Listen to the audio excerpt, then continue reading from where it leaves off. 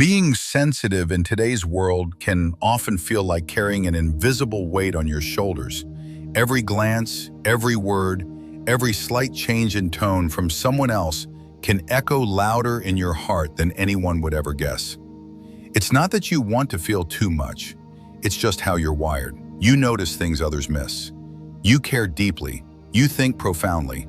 And while this sensitivity allows you to experience life with rare richness and empathy, it can also feel like a double-edged sword, one that brings both profound understanding and unexpected suffering. The sound of laughter in another room can make you wonder if it's about you. A delayed text reply can spiral into thoughts of rejection. A piece of criticism, even kindly given, can echo in your mind for days. But what if this very sensitivity, this gift that sometimes feels like a burden, could become your greatest strength? What if instead of trying to fix it, we learned how to understand it, to live with it, to guide it instead of letting it guide us? That's where the ancient teachings of Buddhism shine like a lantern in the dark. These teachings don't ask you to be someone you're not.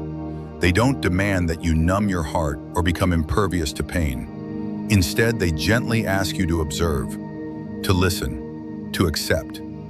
They guide you into a deeper connection with yourself, one where sensitivity is not your enemy, but a quiet friend teaching you the rhythms of your soul. The first lesson is simple, yet powerful.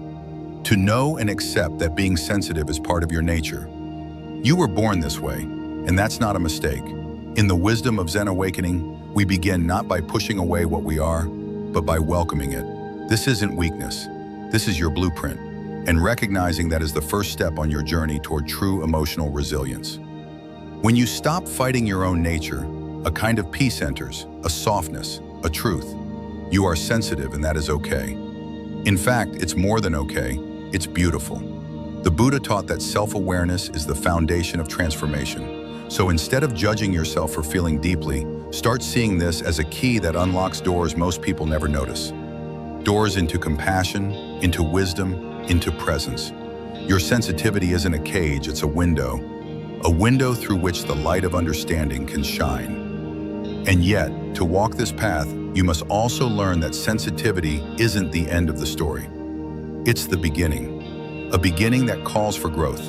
When you understand that your sensitivity is not a flaw but a trait, something you were born with, you begin to loosen the grip of self-judgment. No longer burdened by the thought that you're too much or too emotional, you create space for something more profound: self-compassion. This is not a soft, fleeting feeling. This is strength, the kind of strength that doesn't need to prove itself, the kind that whispers gently to your heart, "You're enough." And with that acceptance comes connection. Because when you begin to accept your own nature, something incredible happens. You begin to recognize others who carry the same depth. You start to see that you're not alone, that there's a quiet tribe out there, people who felt the sting of a careless word, who've cried at the sight of a sunset, who stayed up at night turning over conversations in their minds. And in this shared understanding, there is healing. Buddhism doesn't promise to take away your sensitivity. It doesn't promise to turn you into someone who lets every insult slide off like rain on glass. Instead, it offers something far more powerful, a way to live in harmony with yourself. That harmony begins when you stop resisting what is. You stop telling yourself that you shouldn't feel this way. You stop comparing your reactions to those of people who seem more tough. In the teachings of Zen awakening, we learn that authenticity isn't found by mimicking others. It's found by embracing the truth of your own experience. When you let go of the belief that you have to change in order to be okay, you begin to glow from the inside. You begin to attract the people and experiences that see you, not as too much, but as just right. This is what it means to live in accordance with your dharma, your true nature. It's not a lofty spiritual concept. It's the everyday courage of saying, "This is who I am, and I will meet the world with openness, not shame." Sensitivity then becomes your guide. It shows you what matters to you. It deepens your relationships. It brings color and texture to your world. But to fully live this truth, to stand tall in your sensitivity, you must also learn the next essential skill: emotional control. Not control in the harsh, rigid sense, but control as awareness, as mindfulness. The kind of control that doesn't stuff feelings down or pretend they don't exist. Instead, it watches them. It breathes through them. It chooses not to react, but to respond. Through mindfulness, a central pillar of Buddhist teaching, you begin to understand your feelings, rather than be ruled by them. Imagine your emotions as waves on the ocean. Without mindfulness, you're just floating in a boat, tossed around. But with mindfulness, you have an anchor, you have a sail, you have direction. And this changes everything. Now, instead of feeling overwhelmed when emotions rise, you meet them like old friends. You watch them come, you watch them go. And in doing so, you begin to realize something liberating. You are not your feelings. You are the sky in which those feelings pass. This realization is not just an idea, it's a daily practice, a discipline, a return to presence. Buddhism doesn't promise a life without pain or emotion, but it offers tools. Tools that help you hold your heart without dropping it. Tools that turn your emotional sensitivity into emotional intelligence, into power, into peace.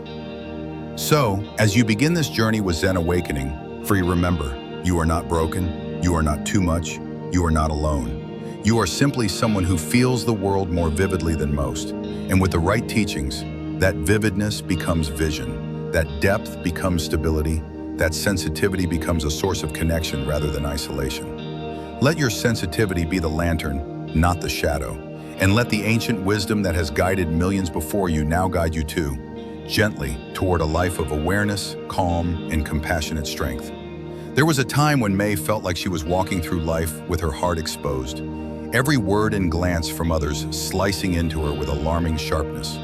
She didn't understand why she was the only one crying at commercials, overthinking casual conversations, or feeling gutted after hearing even the mildest criticism. Growing up, people told her she was too emotional, too soft, or that she needed to toughen up.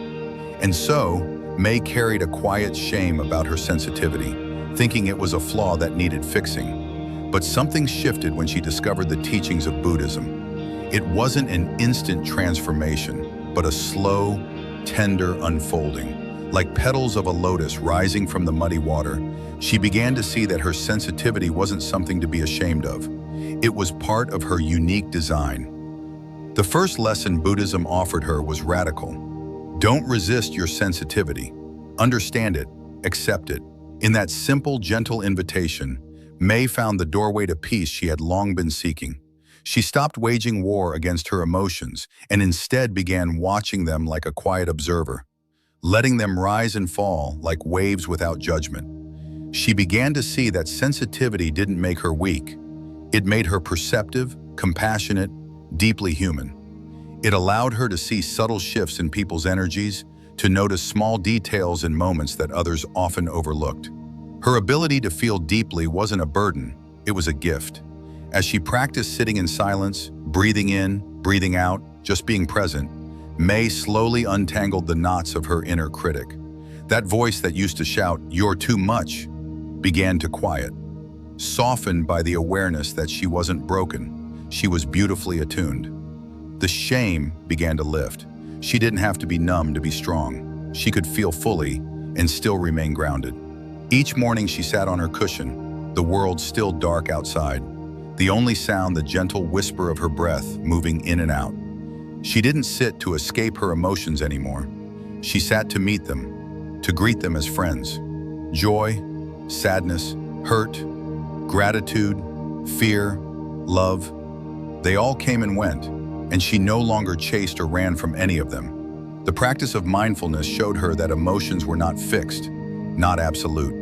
They were clouds passing through the sky of her awareness. She could feel without drowning. She could hurt without unraveling. One day, someone criticized her work at her new job. It would have shattered her before. But now, something had changed. She noticed her heart race, her stomach tighten, but she took a breath and observed. "This is just a moment," she whispered inwardly. "This doesn't define me." Instead of collapsing into self-doubt, she asked a thoughtful question. She responded with grace. That night, she journaled, not to vent, but to understand. "Why did that comment sting?" she wrote. What wound did it press against? Slowly, she unearthed a memory from her childhood, a moment when she felt she had disappointed her father. The old wound had opened, not because of the words, but because of what they echoed. With compassion, she wrote to her younger self, "You did your best. You were always enough." And in writing, she healed. As May continued down this path, she discovered that life would never stop presenting difficult situations, but she had learned to meet them with stillness instead of storm. When she got rejected from a relationship she hoped would work, she didn't spiral into despair. Instead, she walked through the park, felt the breeze on her skin, and allowed her tears to fall without shame. The wind, the earth, the trees, they held her like old friends. Nature reminded her that seasons pass, and so do sorrows. She wasn't trapped in her feelings anymore. She was flowing with them. Each morning, her journal became a sacred ritual. Some days it held rage, some days grief, some days love. But all of it was welcome. And through this, she saw herself more clearly than she ever had before. Her patterns, her triggers, the soft places that still needed tending. Buddhism hadn't turned her into a rock. It had helped her become like water. Fluid, adaptable, strong in a different way. She didn't have to stop being sensitive to be okay. She had to learn to hold that sensitivity with wisdom. There were still moments when people's words cut deep, but now she paused before reacting. Is this about me or about them? She would ask herself. She remembered the Buddhist principle. What others say is more a reflection of their inner state than your worth. With that understanding, she stopped taking everything so personally. Someone's anger didn't have to be her fault. Someone's silence didn't have to mean rejection. She could observe, breathe, and choose a wise response. And that choice, choosing not to take the pain of others as her own, was freedom. She found that she didn't have to explain herself constantly anymore. She didn't have to over-apologize for having emotions. Her boundaries grew stronger, her peace deeper. She no longer needed everyone to like her. She just needed to live in alignment with her truth. Buddhism had taught her to let go, not of her heart, but of her attachment to what others thought of it. The serenity that came with that realization was immense. There was a day when May found herself laughing, fully, freely, at a moment that would have once embarrassed her. She had tripped and spilled tea in front of a group of coworkers. Instead of shrinking with shame, she chuckled and shrugged. Guess the floor was thirsty too, she joked, and everyone laughed with her. That simple moment marked a shift, not because it was extraordinary, but because she didn't crumble. She had changed. Her softness remained, but it was no longer fragile. It had become supple, resilient. The sensitivity was still there, but now it was wrapped in strength. And that strength came not from fighting her emotions, but from befriending them. As the weeks passed, her journal filled with insights. I am not weak for feeling. I am strong for facing what I feel. Not every emotion needs a reaction, some just need space. Kindness to myself is not indulgence, it is necessity. These became her mantras. These became her truth. Through the lens of Buddhism, she had not only survived her sensitivity, she had transformed through it. She began to teach others, not in formal classes, but through her way of being. Friends noticed how she listened deeply, how she responded with calm, how she held space without trying to fix. Her peace was contagious, her presence a refuge. She was no longer running from herself, she had come home. One crisp autumn evening, as golden leaves fluttered down like whispered reminders of impermanence, May sat alone by the lake. The sun was melting into the horizon, setting the sky ablaze in pink and orange hues, and her reflection shimmered faintly on the water's surface. She wasn't here to escape anything. She wasn't trying to solve a problem or fix her feelings.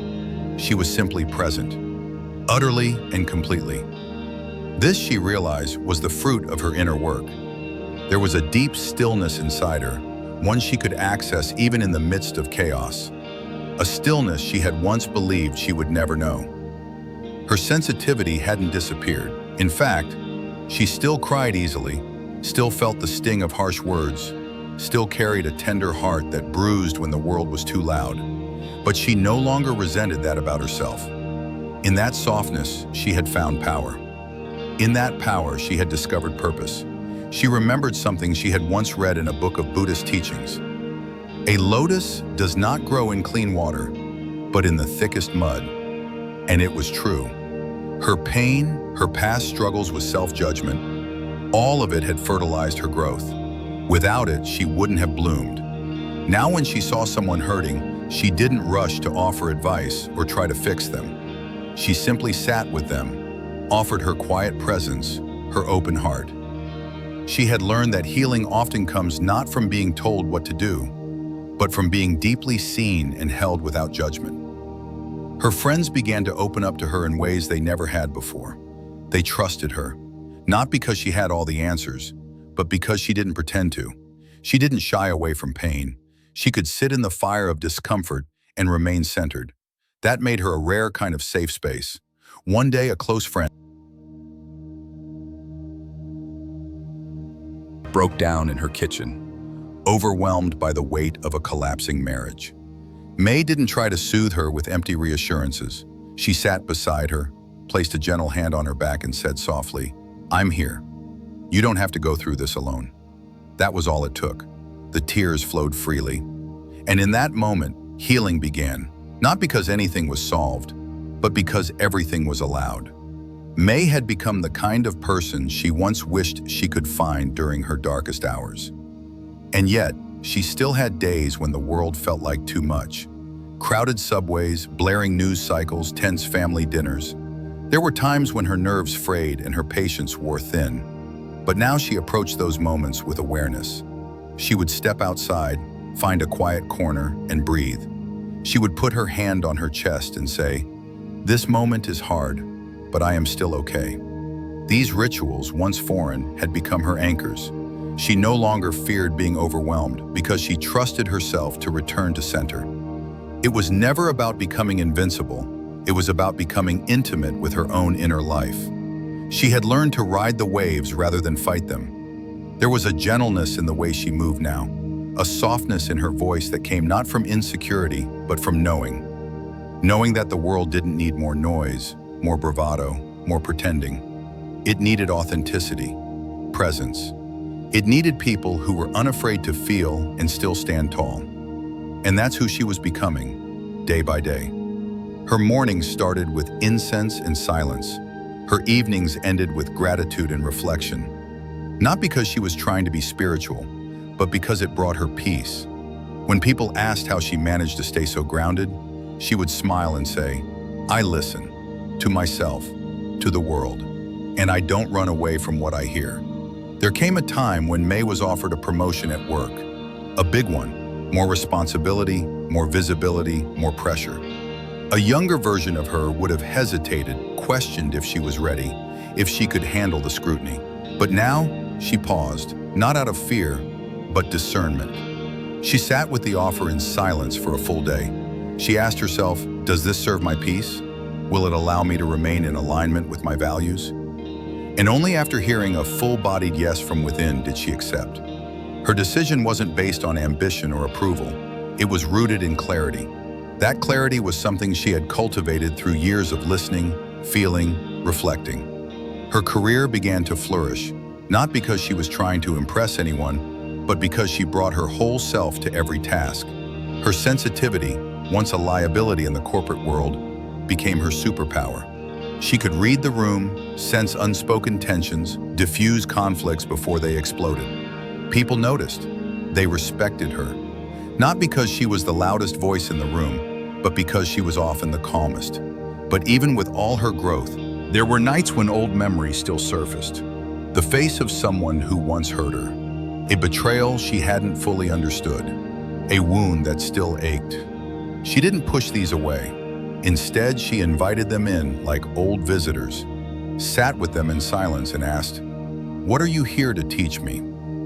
Sometimes the answers came in whispers, other times in tears.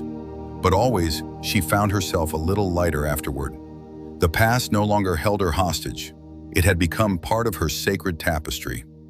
One evening, while walking through a quiet forest trail just before dusk, May came across a fallen tree. It had once stood tall, its trunk wide and sturdy, but now it lay sprawled across the path, its branches broken. And yet from the base of the tree, she saw new shoots growing, vibrant green against the dying wood. It struck her then, even when something falls, something else begins. This was the way of life. This was the wisdom she had come to embody. Not everything needed to last. Not everything needed to be fixed. Sometimes, things needed to fall apart so something new could grow. She whispered, "Thank you," to the fallen tree, not because it had given her an answer, but because it had reminded her of a truth she now carried in her bones. Healing is not about erasing pain. It's about growing in its presence. And so May kept walking, through forests and city streets, through days of joy and nights of sorrow, but always with the quiet flame of awareness lighting her path. She no longer chased peace, she had become it. There was a time when May believed that becoming strong meant becoming hardened, that to protect her energy she had to wall herself off from the world. She'd once thought boundaries were like barricades, fortresses built to keep pain out. But over time, as she walked the path of awareness and healing, she came to realize that boundaries weren't walls. They were doors. Doors she had the right to open or close based on her inner wisdom, not based on fear. That shift in perspective changed everything. It wasn't about shutting others out. It was about honoring her space, her time, and her emotional landscape. She started noticing the subtle ways her energy would shift around certain people, the small knots in her stomach when she ignored her own needs, the quiet discomfort when she agreed to things that drained her.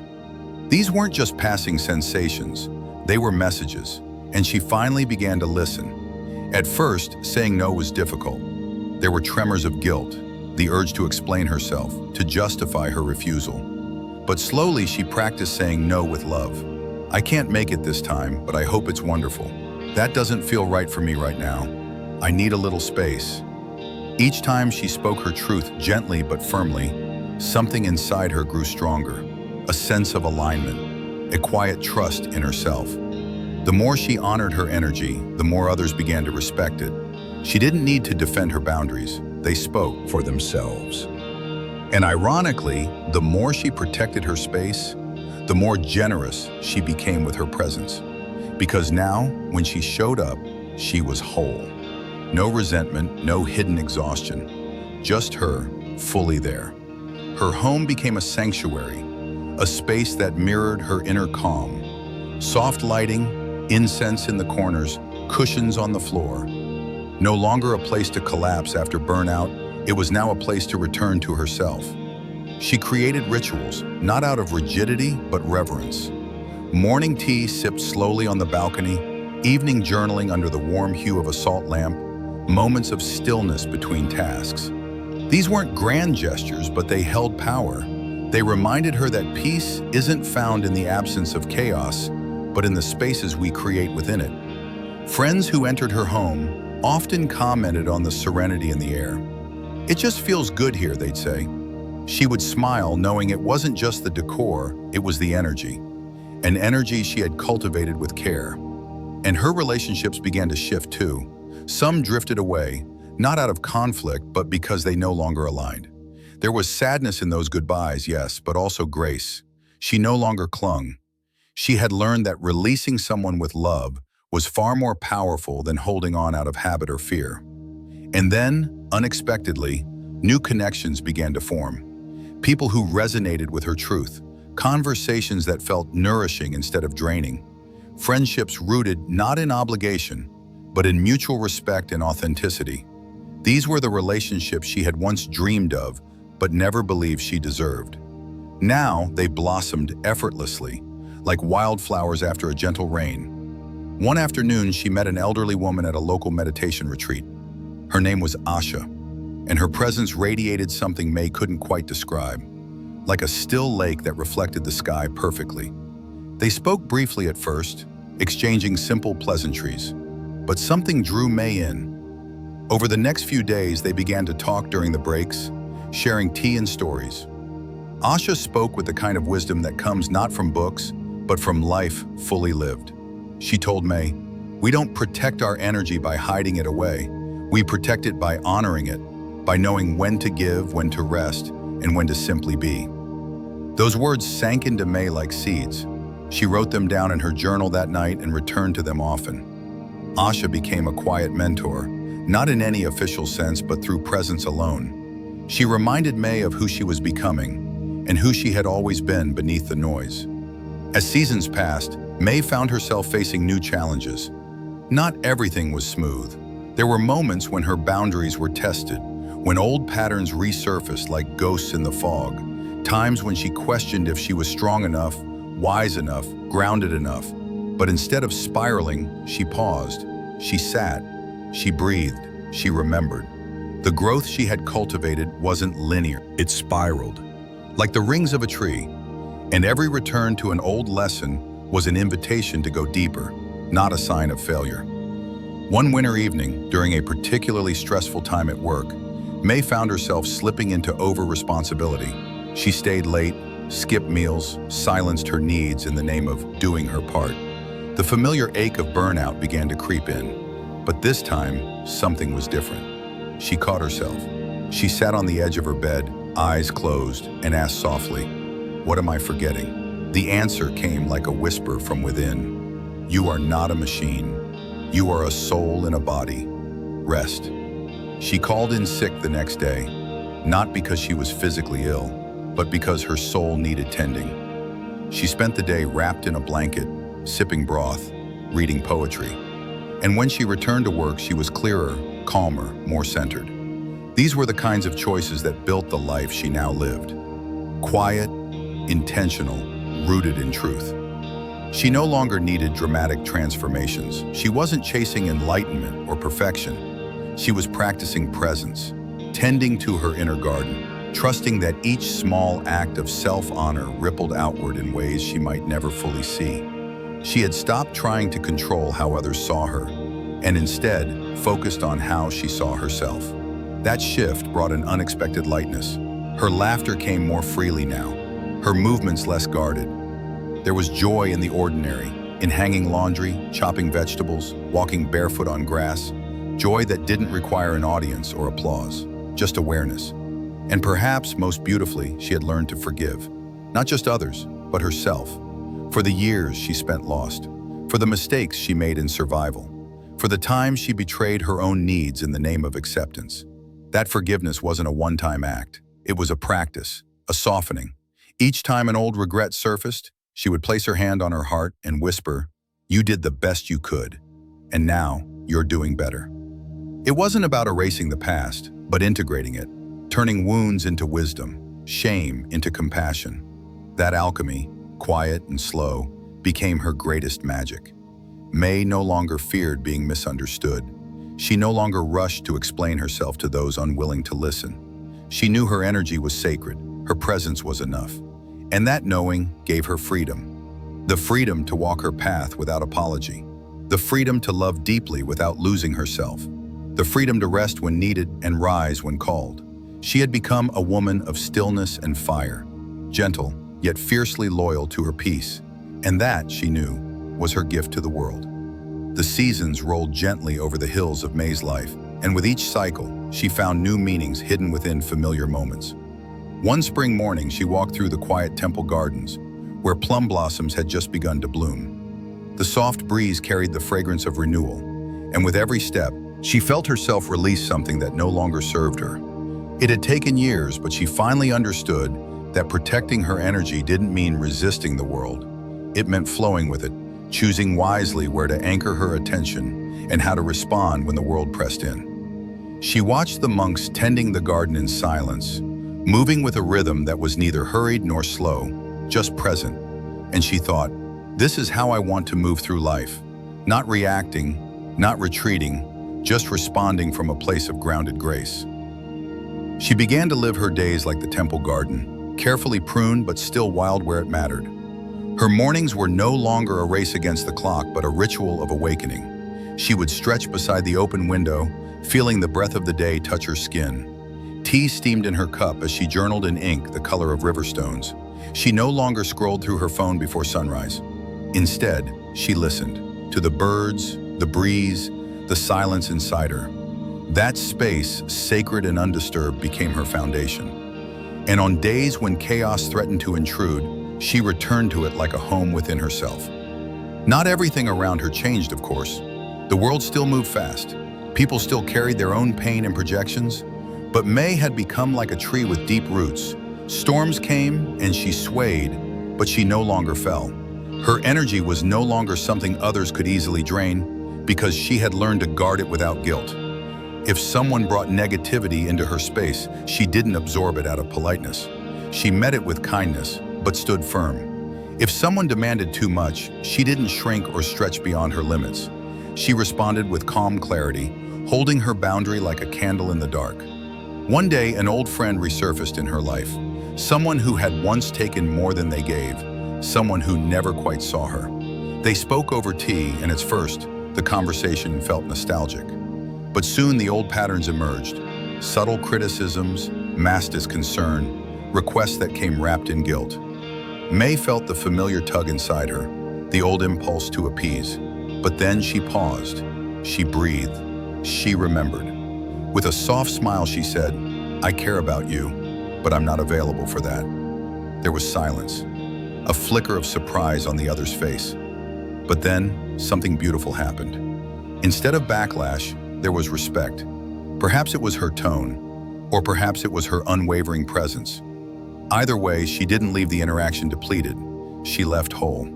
That was new. May had come to understand that people often mirrored our boundaries. When we respected ourselves, others followed suit. And those who didn't, well, they often faded away on their own. No drama, just distance. And that was okay. Not everyone is meant to walk the entire path with us. Some only stay for a chapter. She had learned to let go with grace, trusting that space made room for deeper alignment. And that trust spilled over into every part of her life. She no longer forced connections. She allowed them to bloom naturally, like flowers in spring. Not rushed, not controlled, just nurtured by presence and care. In the quiet corners of her home, she began creating what she called energy altars. Not religious shrines, but sacred spaces that reminded her of her essence. One corner held river stones from her travels, another a small bowl of lavender, another a feather found during a morning wall. These tokens weren't magical in themselves, but the intention behind them was. They were anchors, reminders, symbols of what she had reclaimed. Her peace, her sovereignty, her stillness. Sometimes, when she felt overwhelmed, she would sit beside one of these spaces, light a candle, and simply breathe. And the act of returning to that small space, to herself, was more healing than anything outside could offer. She also became mindful of the energy she consumed, not just from people, but from media, food, and even thoughts. She stopped watching the news late at night. She unfollowed accounts that fed fear or comparison. She chose books that uplifted rather than drained, conversations that deepened rather than scattered. She ate in silence sometimes, just to taste the food fully. She noticed how certain thoughts made her body tighten, and others helped her breathe easier. So she practiced choosing again and again, not from perfection, but from awareness. Each choice was a thread, and over time those threads wove a tapestry of calm. As the years passed, she stopped measuring her growth in visible milestones. She no longer needed external achievements to validate her path. Her success was in the invisible shifts, how she spoke to herself on hard days, how quickly she returned to center after being knocked off balance, how gently she treated others, even when they weren't gentle back. These quiet victories, unseen by the world, became her treasures. She had stopped chasing a destination and started honoring the journey. And in doing so, she discovered a kind of joy that didn't depend on circumstances, a joy rooted in simply being. One autumn evening, as golden leaves danced in the wind, May sat by the riverbank near her home. The sky had turned a soft shade of violet, and the water reflected it like a mirror. She watched as a single leaf floated downstream, carried effortlessly by the current, and in that moment she felt it again, that deep, spacious calm, that knowing that she was exactly where she was meant to be, not because life was perfect, but because she was aligned with herself. She whispered a simple prayer into the fading light. May I continue to choose peace, even when it's hard. May I protect my energy, not out of fear, but out of love. And as the stars began to appear, one by one, she smiled. Not because everything was solved, but because she had found the strength to keep tending her light, even in the dark. That, she realized, was true. Protection, not hiding, not fighting, but staying centered in who she really was, no matter the noise, no matter the world.